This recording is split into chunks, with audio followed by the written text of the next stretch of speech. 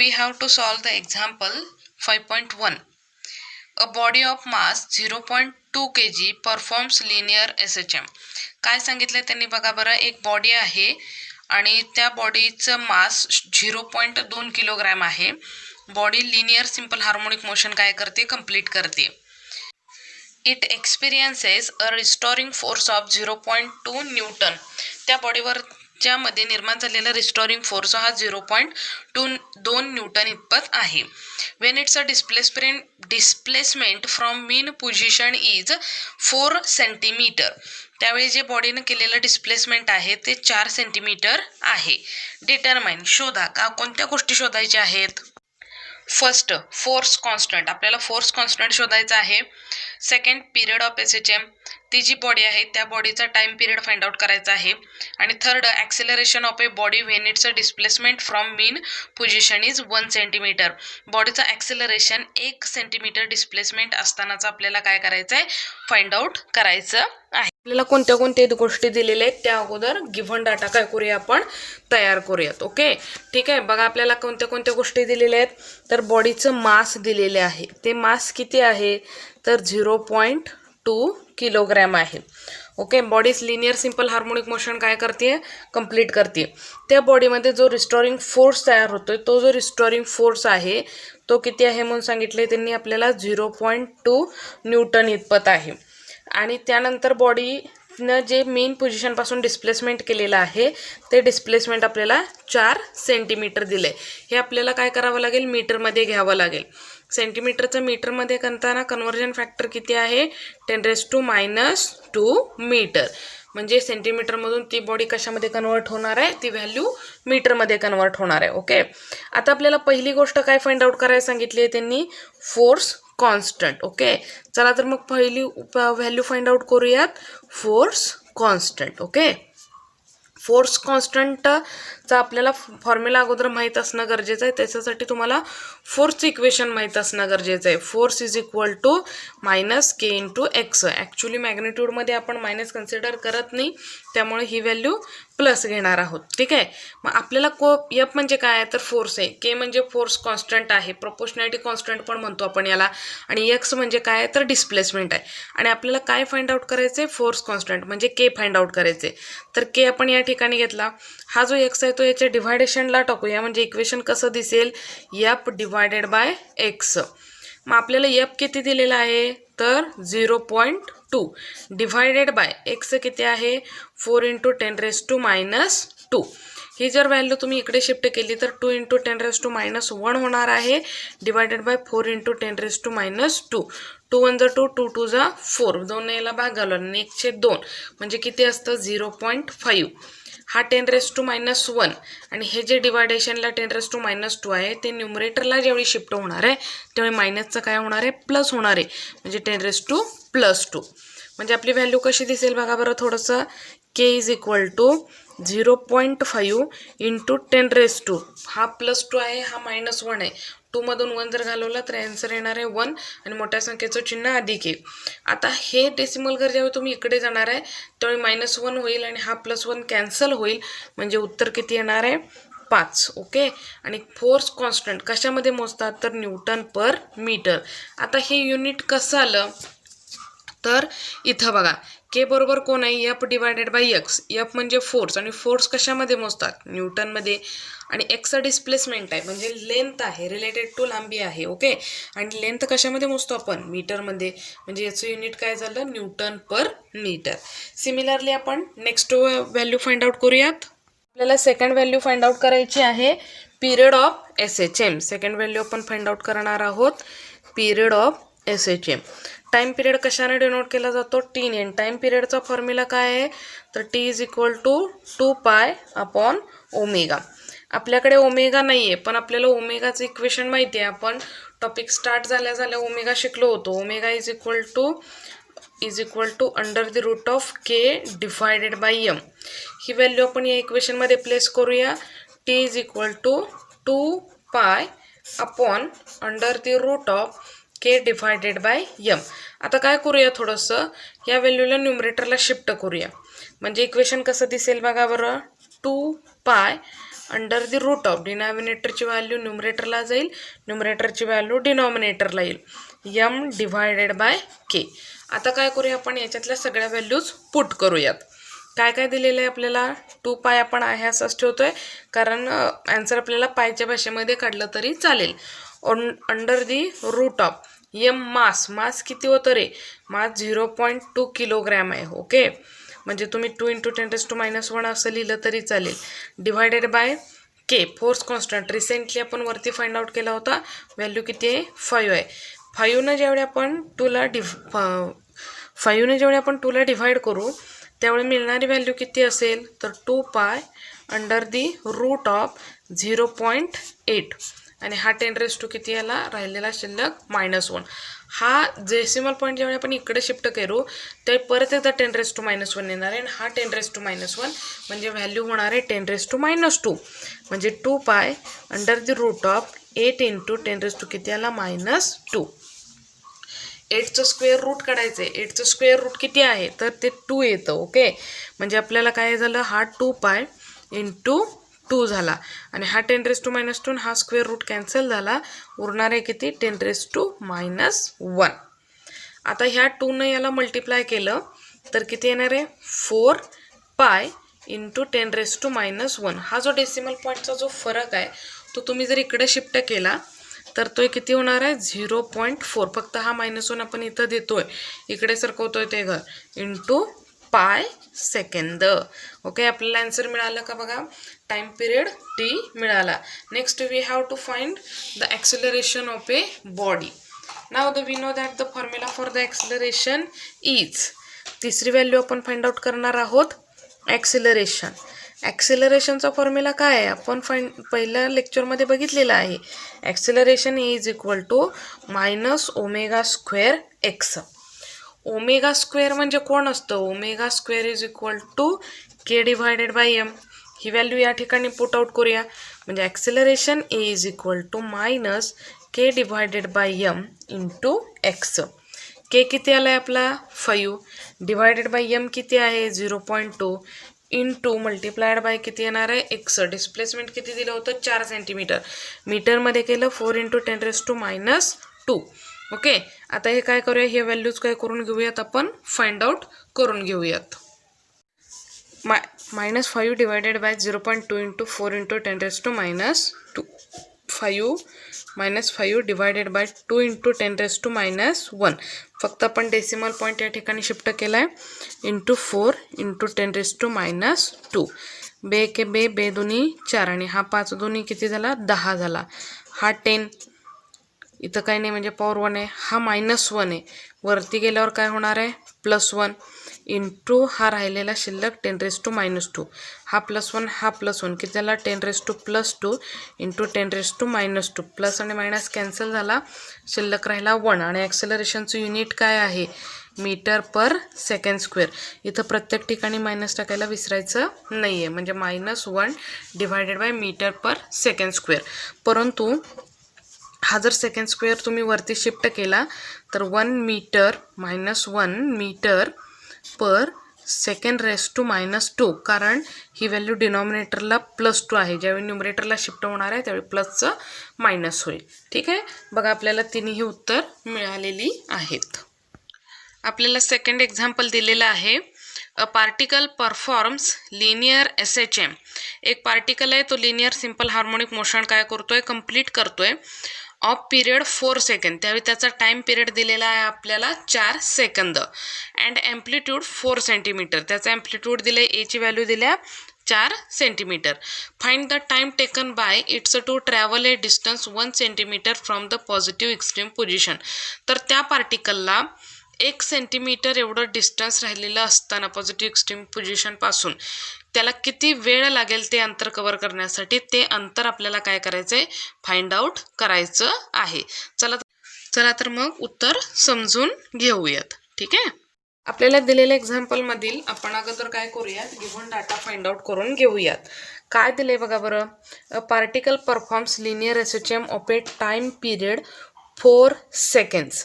आपल्याला त्याचा time period दिलेला आहे 4 second. Okay, and it's a amplitude 4 centimetre आणि त्याचा ॲम्प्लिट्यूड दिलेला आहे आपल्याला 4 सेंटीमीटर. ॲम्प्लिट्यूड आपण कशाने डिनोट करतोय, एने डिनोट करतोय आणि ते किती दिले आपल्याला 4 centimetre. Find the time taken by it to travel a distance of 1 centimetre from the positive extreme position. पार्टिकलला किती टाईम लागेल, find to time taken by, time काढायचे. कोणता टाईम काढायचा आहे, ज्यावेळी पार्टिकलला टोटल डिस्टन्समधलं 1 सेंटीमीटर एवढं अंतर म्हणजे एवढं डिस्प्लेसमेंट राहिलेलं असतानाचं ते अंतर कव्हर करण्यासाठी किती वेळ लागेल ते फाइंड आउट करा असं सांगितले. म्हणजे पार्टिकल समजा इथून इथंवर गेला ए पासून बी पर्यंत, हे टोटल ॲम्प्लिट्यूड आहे 4 सेंटीमीटर आणि हे शिल्लक राहिलेलं 1 सेंटीमीटर अंतर कव्हर करण्यासाठी त्याला किती वेळ लागेल ती वेळ आपल्याला फाइंड आउट करायची आहे. मग आपल्याला हे एक्स डिस्प्लेसमेंट अगोदर फाइंड आउट करून घ्यावं लागेल. टोटल 4 सेंटीमीटरमधून आपल्याला काय करावं लागेल, हे 1 सेंटीमीटर अंतर वजा करावं लागेल. कारण टोटल आपल्याला माहिती आहे 4 सेंटीमीटर वजा 1 सेंटीमीटर म्हणजे किती आलं आपलं, एक्स आला 3 सेंटीमीटर. ओके, एक्स आपल्याला डिस्प्लेसमेंट मिळालं. पार्टिकल जर एक्स्ट्रीम पोझिशनकडून मूव्ह होत असेल आणि तो linear simple harmonic motion complete करत असेल तर फायची व्हॅल्यू किती असते रे, पाय डिवायडेड बाय 2 असते. ठीक आहे, आपलं डिस्प्लेसमेंटचं इक्वेशन काय आहे तर X is equal to A sine omega T plus phi आहे. ठीक आहे, आता हा फॉर्म्युला यूज करण्या अगोदर आपल्याला मॅथ्समधला आणखीन एक फॉर्म्युला माहीत असणं गरजेचं आहे. Sine 90 degree plus theta is equal to cos theta.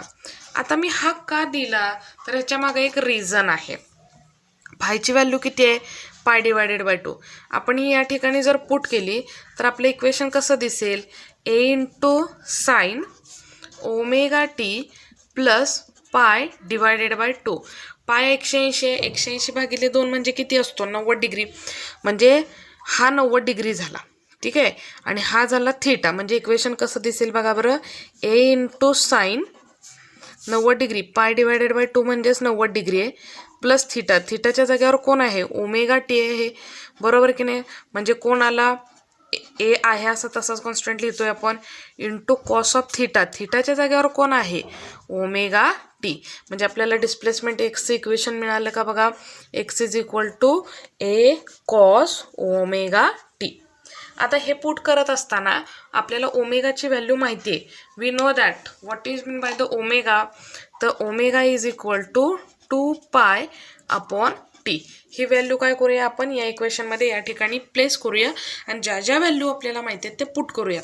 आपल्याला स्मॉल टीची व्हॅल्यू काय करायची आहे, फाइंड आउट करायची आहे. चला तर मग पुट करूयात.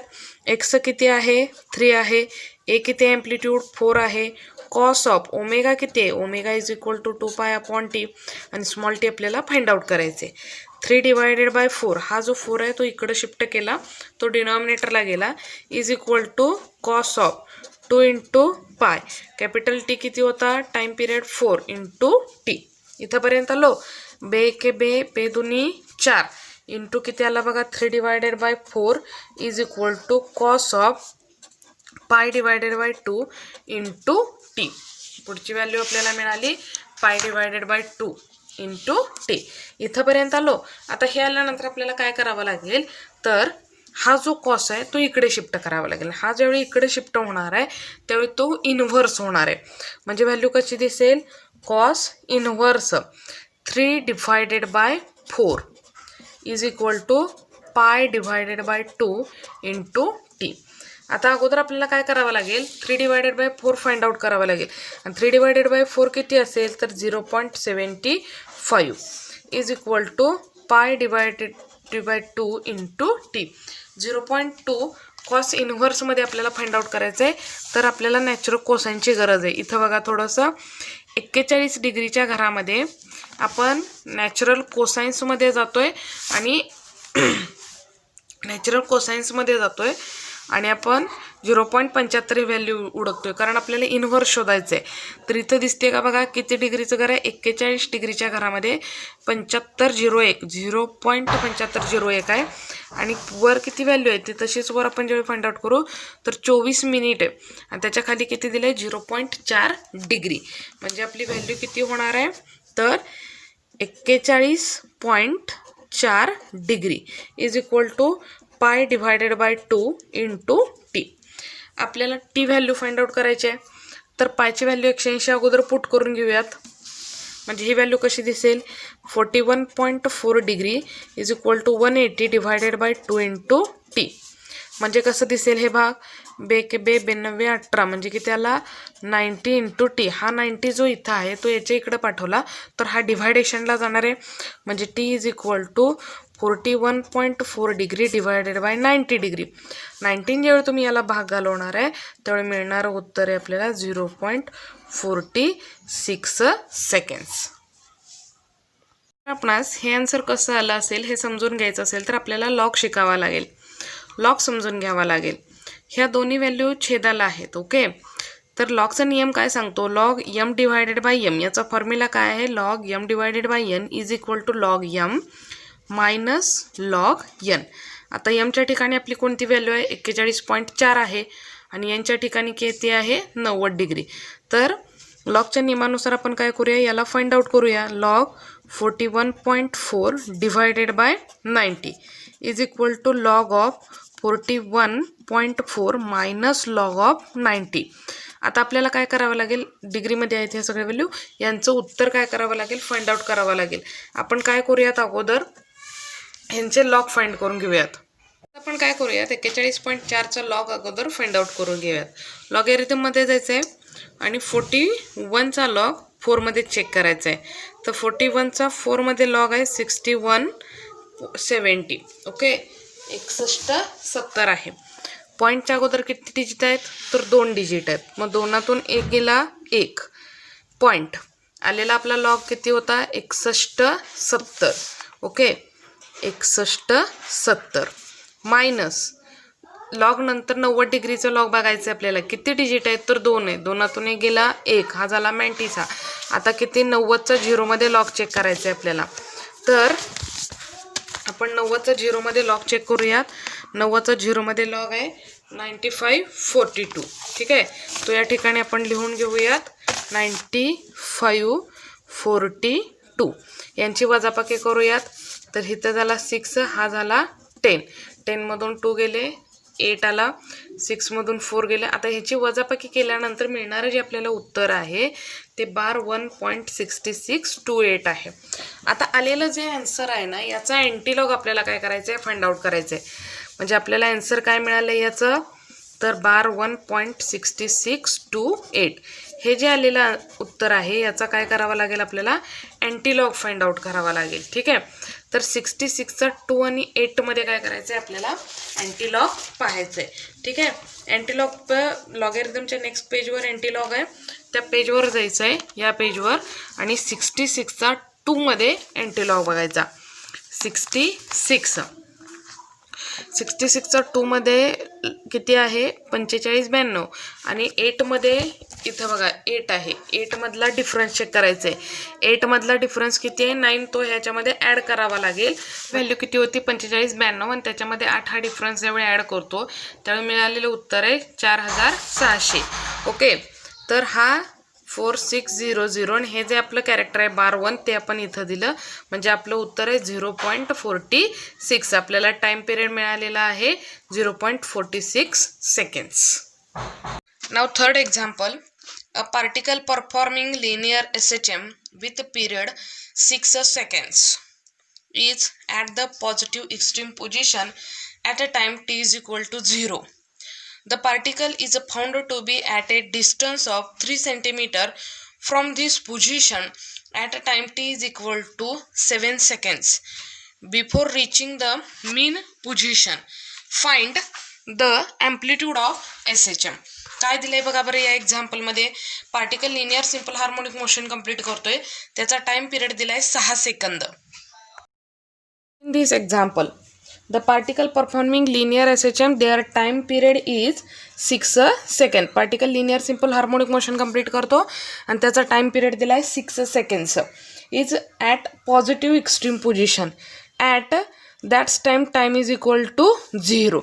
टोटल टाइम पिरियड आहे 6 सेकंड आणि पार्टिकल एक्स्ट्रीम पोझिशन असतानाचा टाइम दिलेला आहे 0. Okay, the particle is found to be at a distance of 3 cm from its position at a time t is equal to 7 seconds. दुसरा time T दिलेला आहे 7 seconds असताना ज्यावेळी particle 3 centimetre distance अजून काय करायचं आहे, कव्हर करायचं आहे तोपर्यंत.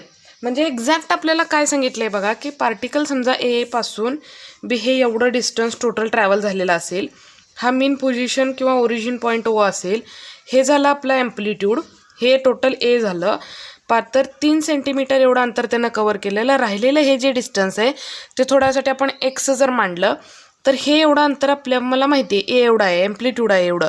ओके, तर ए मायनस आपल्याला काय करावं लागेल, 3 करावं लागेल. म्हणजे आपल्याला डिस्प्लेसमेंट एक्स किती मिळालं, ए मायनस 3 मिळालं आहे. ओके, पार्टिकल पुढं काय सांगितलं आहे त्यांना, की particle before reaching the mean position, म्हणजे हे अंतरासाठी 7 सेकंड टायमिंग दिला आहे. Find the amplitude of SHM. तर आपल्याला काय करायचं आहे, ॲम्प्लिट्यूड काय करायचं आहे, फाइंड आउट करायचं आहे. कॅपिटल ए आपल्याला काय करायचं आहे, फाइंड आउट करायचं आहे. दिलेलं इक्वेशन काय, सगळ्यात अगोदर एक गोष्ट समजली पाहिजे की एक्स्ट्रीम पोझिशन हा शब्द आहे.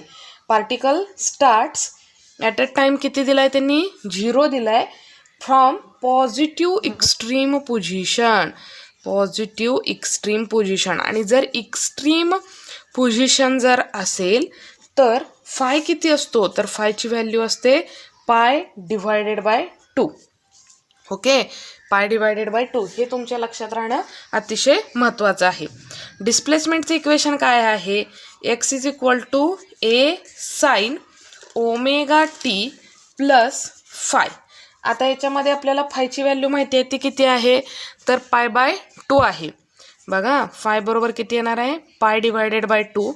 ओमेगाची व्हॅल्यू आपल्याला माहिती आहे किती असते, 2 पाय बाय टी. ह्या दोन्ही व्हॅल्यूज आपण काय करणार आहोत, या इक्वेशनमध्ये पुट करणार आहोत.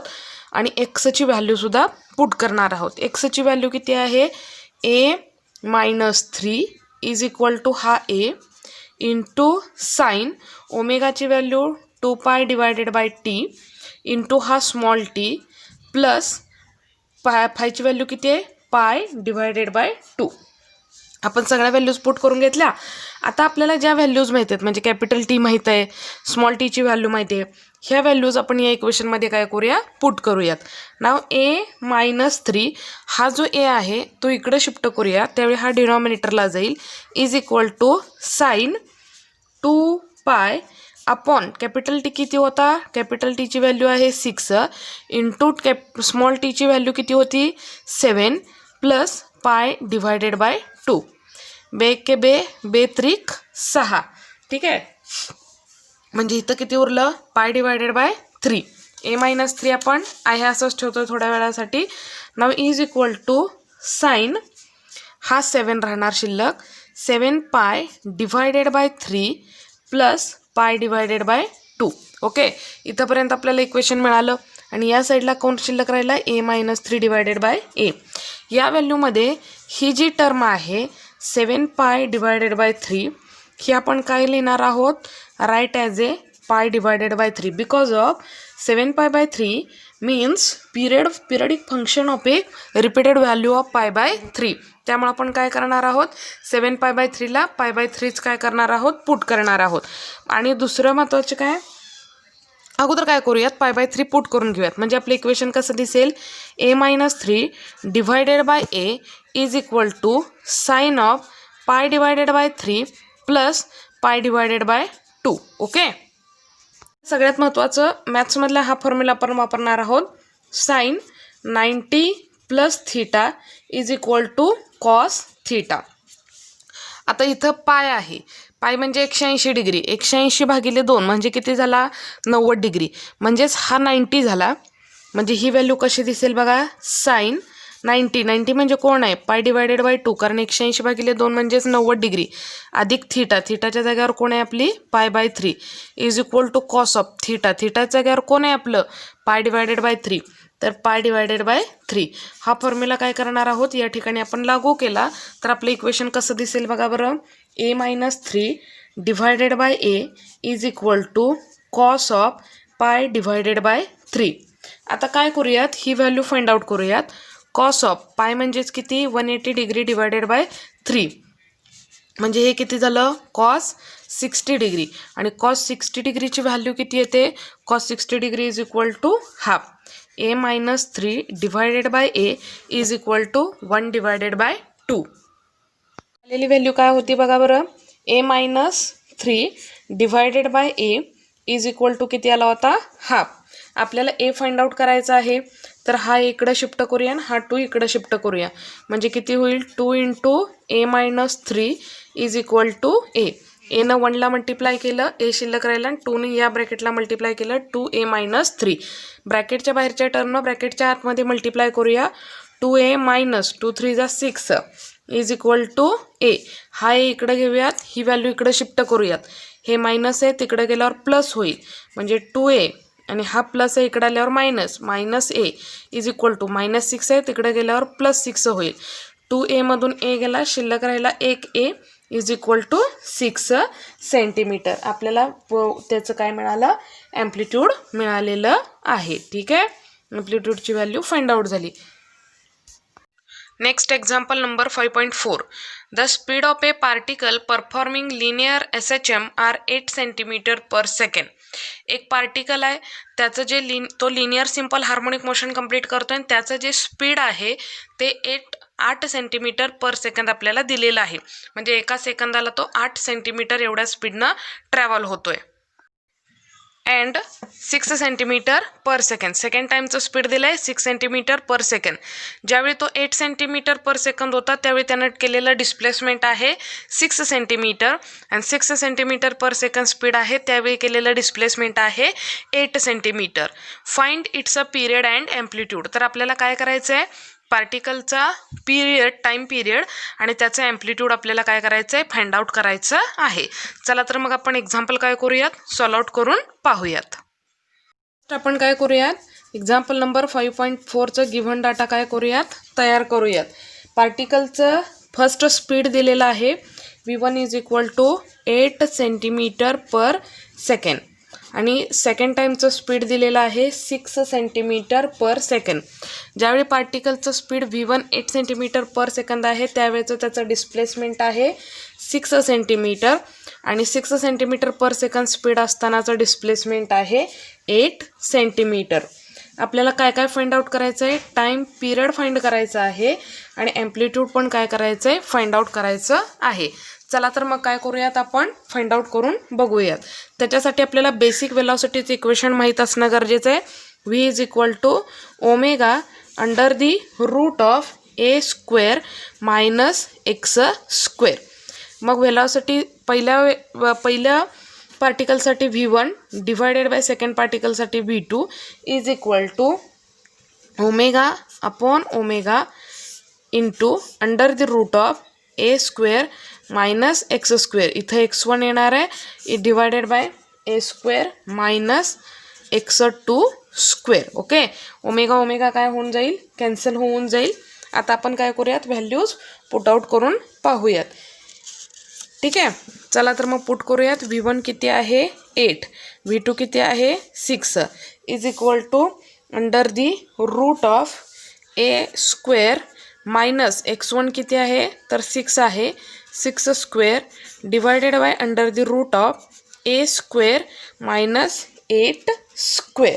ठीक आहे पुट करूया बेचोक. आपल्याला काय आन्सर मिळालं बघा 4 divided by 3 is equal to under the root of a² minus 36 divided by a² minus 64. 8चा वर्ग 64 आला 6चा वर्ग 36 यांचं स्क्वेअर काढूयात आणि यांना देऊयात म्हणजे हा स्क्वेअर म्हणजे दोन्हीकडचा स्क्वेअरिंग ऑन बोथ साईड जर केलात तर 4 डिवायडेड बाय 3चा काय होईल स्क्वेअर होईल इज इक्वल टू इकडे शिल्लक राहणार आहे a² minus 36 divided by a² minus 64. 4चा स्क्वेअर आहे 16 3चा स्क्वेअर आहे 9 is equal to a² minus 36 divided by a² minus 64. Okay now आता काय करूयात आपण तिरकस गुणाकार करूयात. या संख्येनं 16ला मल्टिप्लाय करूया आणि या संख्येनं याला मल्टिप्लाय करूया म्हणजे आपलं इक्वेशन कसं दिसेल 16 in bracket a² minus 64 is equal to 9 into a square minus 36. यानं याला मल्टिप्लाय करतोय आणि यानं याला मल्टिप्लाय होते. यानं याला मल्टिप्लाय करूया. पहिल्यांदा हा ब्रॅकेट सोडवून घेऊयात आपण. 16a स्क्वेअर मायनस 64 इंटू 16 ही व्हॅल्यू येणार आहे 1024. आणि 9ने याला मल्टिप्लाय करूया. 9a स्क्वेअर मायनस 36ला 9ने मल्टिप्लाय केलं व्हॅल्यू येते 324. हा 16a स्क्वेअर आपण आहे असाच ठेवतोय आणि हा 9a स्क्वेअर जो इकडं प्लस आहे तो बरोबर चिन्हाच्या इकडं घेतला की मायनस होणार आहे. Minus 9a square is equal to हे जे मायनस 34 आहे ते इथंच ठेवणार आहोत मायनस 324 आणि हे जे मायनस आहे ते इकडं शिफ्ट केलं प्लस 1024. 16a स्क्वेअरमधून 9a स्क्वेअर ज्यावेळी आपण वजा करतोय त्यावेळी व्हॅल्यू शिल्लक राहते 7a स्क्वेअर आणि 1024मधून वजा 324 केलं व्हॅल्यू येणार आहे 700. ओके, हा ए स्क्वेअर आपण आहे असाच ठेवला. हा 700 आणि हा 7 याला डिव्हायडेशनला टाकला तर याचं उत्तर येणार आहे 100. याचा स्क्वेअर काढला आणि याला दिला तर स्क्वेअर रूट होणार आहे याचं 100मध्ये. 100चं स्क्वेअर रूट येतं 10. म्हणजे आपली एचं आन्सर आपल्याला मिळणार आहे ए इज इक्वल टू 10 सेंटीमीटर. आपल्याला पार्टिकलचं काय मिळालं, ॲम्प्लिट्यूड मिळालेलं आहे. सिमिलरली आपल्याला काय करायचं आहे तर याचा टाईम पिरियड काय करायचं आहे फाइंड आउट करायचं आहे. तर आपण काय करणार आहोत, ही जी आलेली ॲम्प्लिट्यूडची व्हॅल्यू आहे V1च्या फॉर्म्युलामध्ये काय करणार आहे पुट करून बघणार आहे. चला तर मग ती व्हॅल्यू काय करूया, पहिल्या फॉर्म्युलामध्ये पुट आउट करूया. काय होता V1चा formula, V1 is equal to omega under the root of a square minus x1 square. V1 किती होतं बघा बरं 8 आणि ओमेगाची व्हॅल्यू किती असते 2π divided by T under the root of a किती आला आहे आपला 10 स्क्वेअर मायनस 6 स्क्वेअर. आपल्याला टाईम पिरियड टी काढायचा आहे. This value is 8 is equal to 2π divided by T under the root of 10चा स्क्वेअर किती येणार आहे 100 आणि 6चा स्क्वेअर येणार आहे 36. नाव 8 इंटू 2π डिव्हायडेड बाय टी 100 मधून 36 मायनस केलं त्याचा आन्सर येणार आहे 64 अंडर दी रूट ऑफ 64. आणि 64चं ज्यावेळी आपण स्क्वेअर रूट काढू तर त्याची व्हॅल्यू येणार आहे इंटू 8. ठीक आहे. आता हा 8 आणि हा 8 काय झाला कॅन्सल झाला. हा टी आपण इकडं शिफ्ट केला तर टी इज इक्वल टू किती आला 2π आणि पायची व्हॅल्यू आहे 3.14. 2 इंटू 3.14 आणि 3.14ला 2ने जर मल्टिप्लाय केलं तर व्हॅल्यू येते 6.28 second. And this is the answer of time period. आपल्याला टाईम पिरियड पण मिळाला आणि ॲम्प्लिट्यूड पण मिळालेलं आहे. जर आपणास माझे व्हिडिओ आवडत असतील तर लाईक आणि सबस्क्राईब जरूर करा आणि बेल आयकॉन प्रेस करायला विसरू नका. त्याचबरोबर आपल्या इतर मित्रमैत्रिणींशी तो शेअर जरूर करा. भेटूयात आपल्या पुढील लेक्चरमध्ये. Thank you friends.